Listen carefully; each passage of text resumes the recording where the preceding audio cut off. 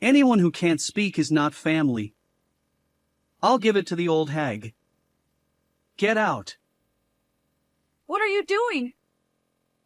I pushed aside my son and daughter-in-law, embraced my granddaughter, who was holding her cheek in pain, and glared at them. My unrepentant son and daughter-in-law continued to berate their speech-impaired daughter. Unable to bear it any longer, I made the decision to raise my granddaughter myself and took her home.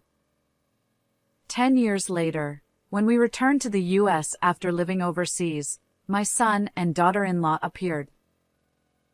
I wanted to see you. Aren't we family?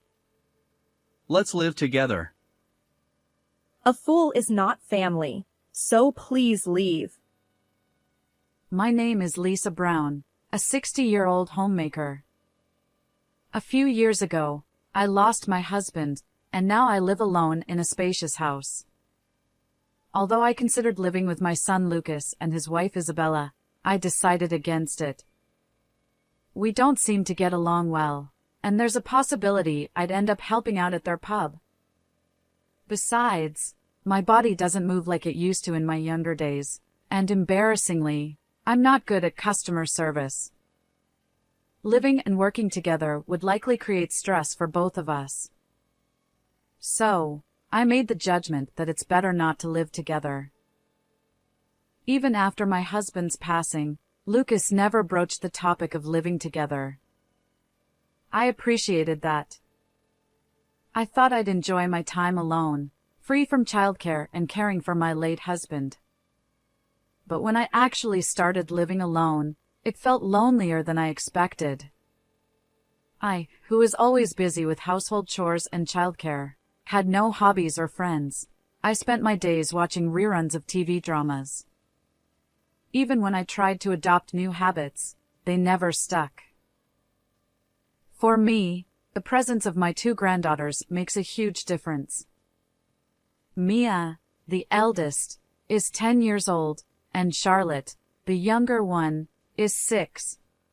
Both girls are incredibly adorable. Mia was beautiful and skilled at seeking comfort from adults. On the other hand, Charlotte was a bit clumsy and reserved. She felt lonely compared to her beautiful and affectionate older sister. Although I love both of them, I particularly sided with Charlotte because I could see that she was disliked by her parents and sister. My son and daughter-in-law visit with my grandchildren about once every 2 months. Mia would run up to me innocently, calling, "Grandma." Her clothes were always new, and her long hair was neatly tied. In contrast, Charlotte's clothes were hand-me-downs from Mia, worn and tattered. Her hair was left untamed and messy. Charlotte used to love chatting when she first learned to speak, but lately, she has become quiet and wears a somber expression, unlike Mia's cheerful smile. After greeting Mia with a warm welcome, I crouched down in front of Charlotte. "Charlotte, welcome! Thank you for coming. Yeah. Today, I've prepared your favorite candy. Let's enjoy them together." Yeah. Mia chimed in. Grandma, what about my candy?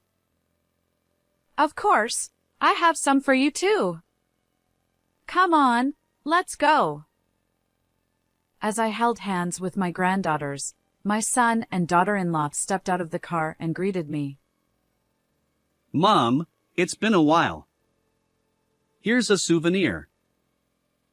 Oh, thank you. Are both of you doing well? Take your time and relax. Thank you, Mom. I welcomed my son's family into the house, serving tea and snacks as a gracious host. My son and daughter-in-law chatted mostly with Mia, ignoring Charlotte.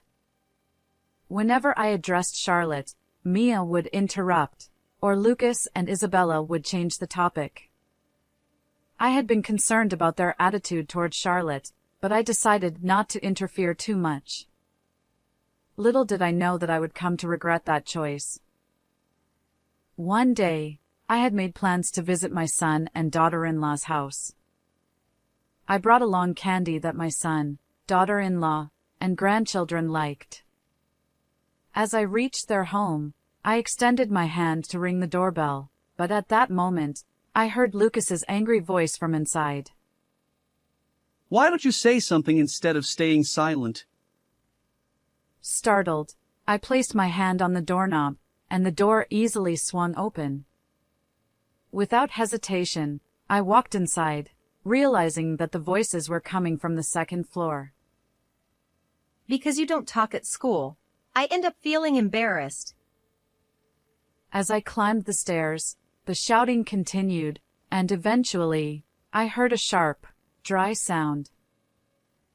When I opened the door to the room where the noise came from, I found Lucas, Isabella, and Mia berating Charlotte, who was sitting on the floor.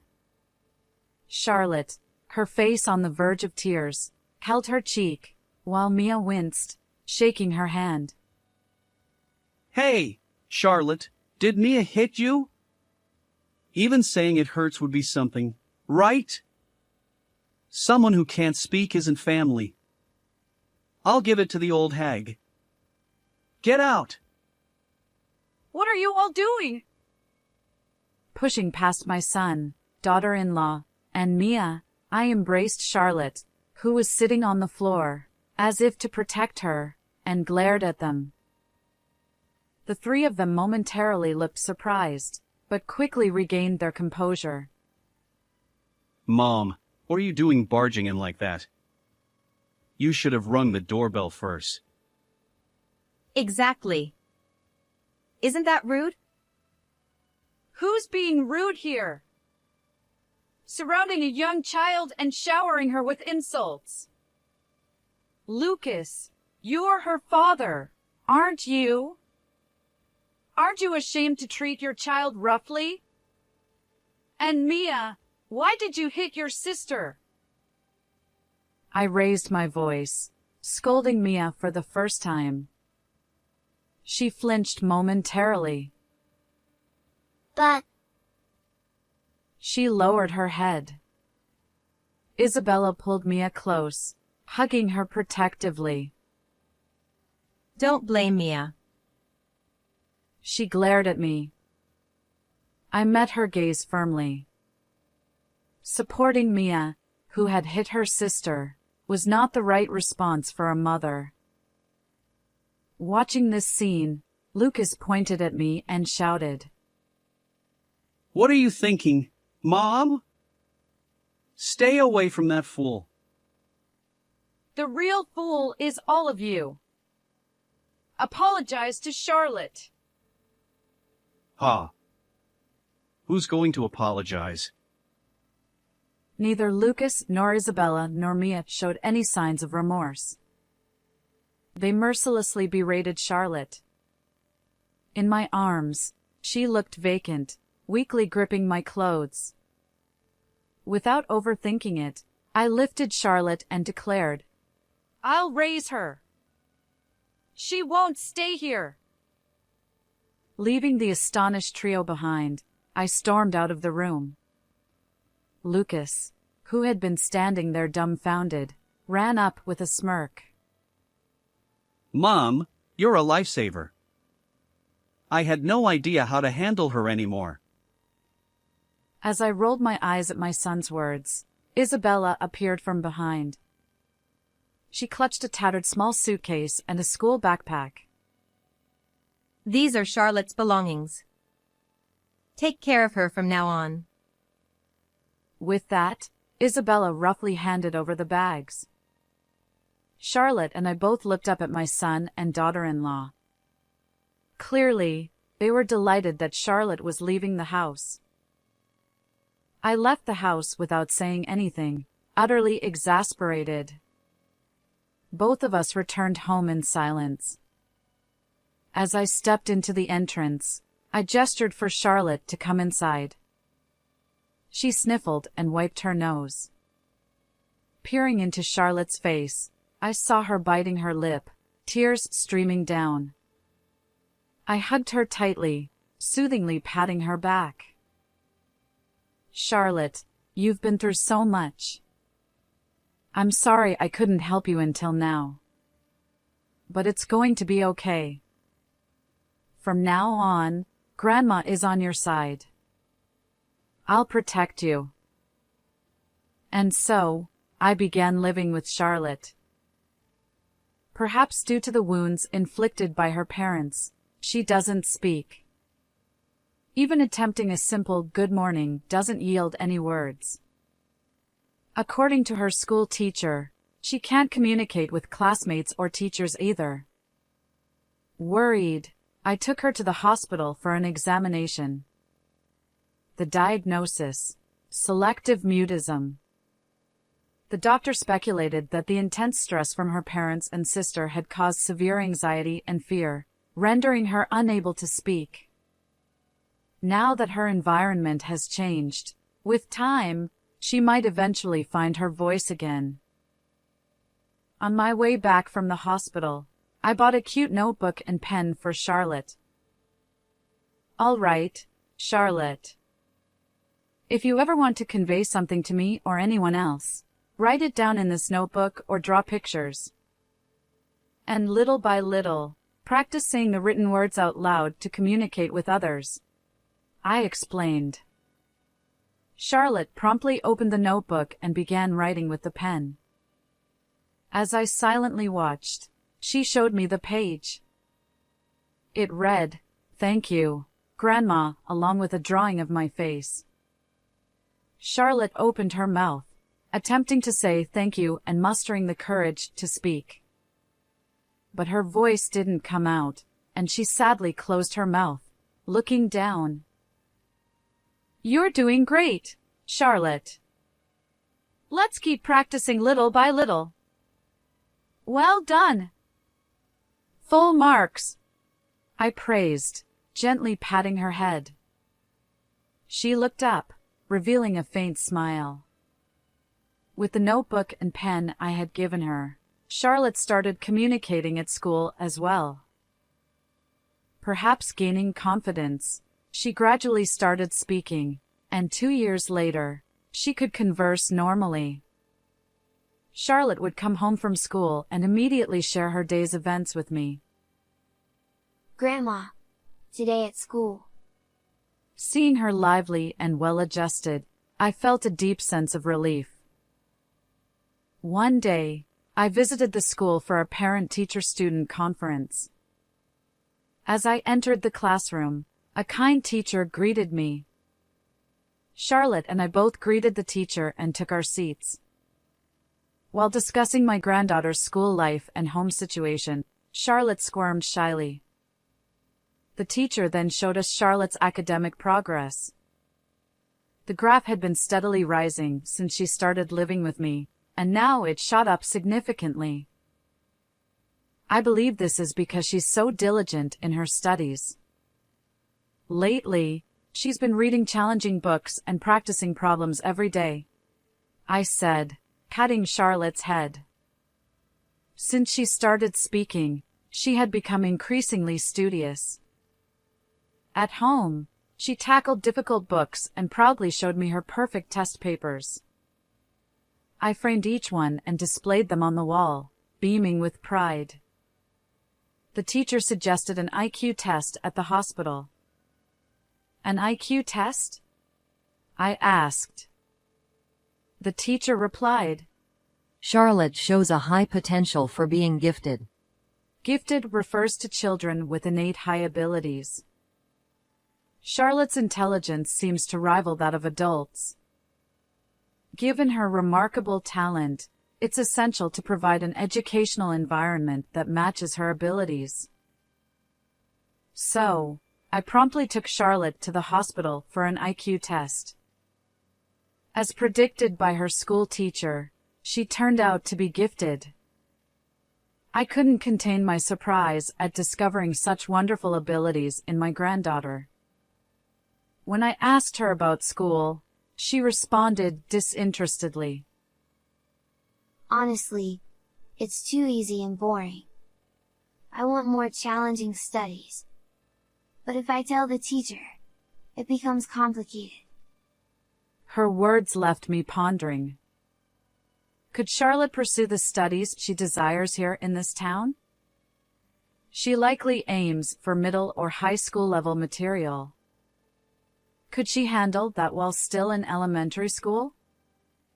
I consulted the teacher, who informed me about French schools that accommodate accelerated learning.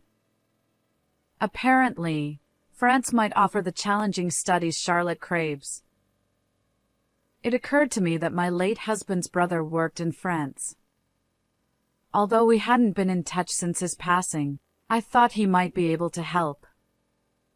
I reached out to him, and he assured me he could support us during our time in France. Relieved, I suggested studying abroad in France to Charlotte. I'd like to go if you're with me. But I want to wait until after graduating from elementary school. All right, understood. Until you graduate, I'll make sure to learn some French too. With that settled, Charlotte smiled, reassured. She created many memories during elementary school and successfully graduated. She exchanged contact information, allowing her to connect with friends even overseas. I kept the study abroad plans a secret from my son and daughter-in-law. After all, if they discovered their gifted daughter was studying abroad, they might try to reclaim her for their own purposes. Charlotte quickly adapted to life in France and skipped ahead in her studies.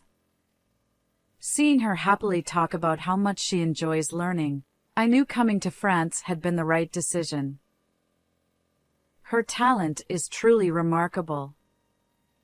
After studying abroad in France for a few years, she enrolled at the University of Oxford in the United Kingdom, where she studied business. And then, she went on to start her own company. Charlotte is determined to repay me. But honestly, I've already received more than enough. After all, she has grown into an impressive adult under my care. Her achievements have made headlines in France and spread worldwide, likely making her a well-known figure even in the United States. I wonder what my son and daughter-in-law think of her success. If only they regretted their past mistreatment of her. 10 years after Charlotte started her company, she and I returned to the United States for work. We rented a new apartment and settled into our lives. One day, the apartment intercom buzzed. Assuming it was a circular notice, I opened the door without any caution. To my surprise, it was my son and daughter-in-law. Long time no see, Mom. How have you been? Lucas and Isabella, why are you here? Despite changing my contact information and living far from our previous home, they found me. Ignoring my astonishment, Isabella spoke up. Hey, is Charlotte here? I've come to see you after a long time. What business do you have? Don't get near her. Don't be so cold, Mom. We're Charlotte's parents. Exactly, Mom. Charlotte is here, right? Please let us meet her. Stop barging in! Before I could stop them, they pushed past me and entered the house. As I tried to hold them back, Charlotte peeked out from the living room. What's going on, Grandma? Wait, huh? Even Charlotte seemed surprised by the sudden visitors. Feeling awkward, I averted my gaze. Meanwhile, my son and daughter-in-law finally met Charlotte, looking delighted. Oh, Charlotte, I've missed you. You've grown so much. When Isabella tried to hug her, Charlotte shrugged off her arms. If you want to talk, let's do it in the living room. I'll prepare tea. Please wait on the sofa. With that chilly remark, Charlotte headed to the kitchen to make tea. My son and daughter-in-law plopped down on the sofa without hesitation, sharing memories with Charlotte. Concerned, I asked her what was going on, and she winked, signaling that she had it under control. As we sat face to face, they got straight to the point. The pub my son and daughter-in-law managed had closed due to financial troubles. And Mia, Charlotte's sister, had lost contact after getting a job. They didn't know where she was or what she was doing. Now unemployed, my son and daughter-in-law were struggling financially, unsure when their savings would run out. My son pleaded desperately. Charlotte, won't you support us? You left home at 6, but until then, we raised you. Show some filial piety. Isabella joined in. Charlotte, you must have missed us all these years. Let's live together now. We'll make memories as a family to compensate for the time apart. Helpless and embarrassed by my son and daughter-in-law's clinginess, I couldn't bear to watch. How did my son turn out like this? Where did I go wrong in raising him? Charlotte's voice snapped me back to reality. I decline. A fool isn't family. My family consists of only Grandma. Please take your leave. She wore an unfamiliar, icy smile. My son persisted. But Charlotte, wait. Yet Charlotte remained unmoved by their pleas. She forcibly closed the door, locking it with a decisive click. Through the window, I watched my son and daughter-in-law leave, shoulders slumped in defeat. Grandma, What is it? should we move here? With those words, she smiled.